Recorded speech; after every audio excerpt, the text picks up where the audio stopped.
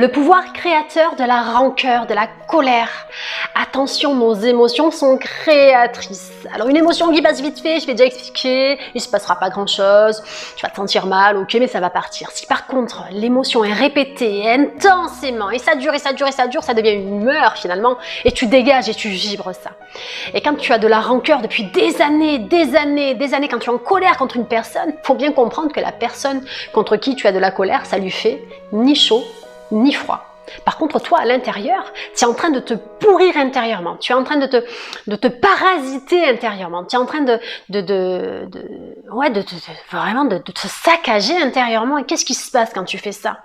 Parce que même si tu veux penser positivement pendant 5-10 minutes, si les 95% du temps tu es dans la colère, dans la rancœur, dans l'agacement, tu en veux à la terre entière, ben ce qui se passe, c'est que tu génères ça. C'est ta partie inconsciente, en fait, tu génères ça. Et tu vibres le bad, en fait, tu vibres le mauvais. Il t'arrive que des circonstances pas terribles, parce qu'en fait, tu vibres ça. Il faut absolument te faire accompagner si besoin, d'accord? Afin d'évacuer la rancœur, la colère, afin de laisser aller, d'accord? Si tu n'as pas la possibilité de te faire accompagner, je t'invite à faire un courrier, d'accord? Où tu vas sortir toute ta rancœur, toute ta colère, et tu sors tout. Comme ça, tu vas le vider, en fait, déjà de ton mental. Tu vas éviter d'être en boucle, d'accord? Et de répéter les mêmes choses. Donc, tu écris ton truc, ok? Soit tu le donnes à la personne si tu en as la possibilité, si tu en as envie, soit tu brûles ce courrier. Et basta, tu passes à autre chose. Ton inconscient va enregistrer que tu as enlevé en fait cette rancœur, cette colère contre une personne spécifique ou un événement qui s'est passé il y a très longtemps, d'accord? Et tu fais ce travail, parce que tant que ce travail n'est pas fait, il va venir parasiter ton présent. Et ça va générer des altercations, des circonstances négatives. Et je t'invite sincèrement à faire ce travail et à avancer grâce à ça. Le pardon, c'est ultra puissant. Le pardon, faut avoir envie de pardonner. Le pardon, c'est pas pour l'autre, en fait. Tu te pardonnes à toi et tu te libères à toi, en fait. L'autre personne, que tu pardonnes cette personne ou pas, finalement, elle s'en fiche un petit peu. C'est encore une fois, c'est entre toi et toi. Quand tu es en colère, c'est entre toi et toi. Quand tu pardonnes, c'est entre toi et toi. Quand tu fais du bien, c'est entre toi et toi. Et après, ce qui se passe à l'intérieur se projette à l'extérieur. C'est pourquoi je te dis de bosser sur ça, parce que sinon ça vient parasiter tes manifestations, ça vient parasiter tes relations actuelles, ça vient parasiter ce qui se passe. Alors ça peut se passer bien sur plein de plans, et tu vas avoir cette rancœur ou cette colère qui vient tout saboter. J'espère que j'ai pu t'éclairer.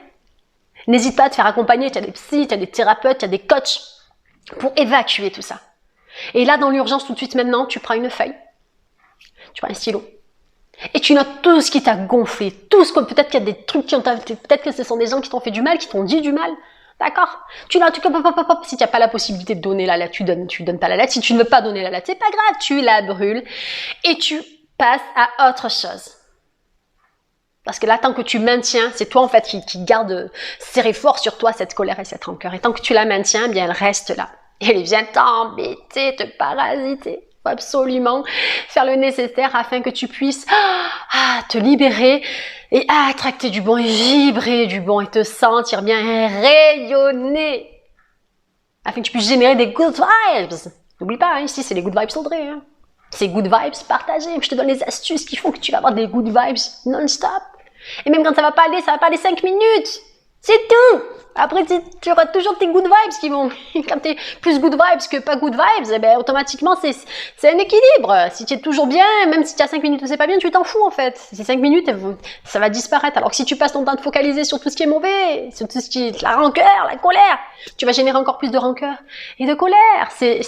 Finalement, c'est comme un petit monstre. Au plus tu vas nourrir le monstre gentil, au plus il va se développer, au plus tu vas nourrir cette partie sombre...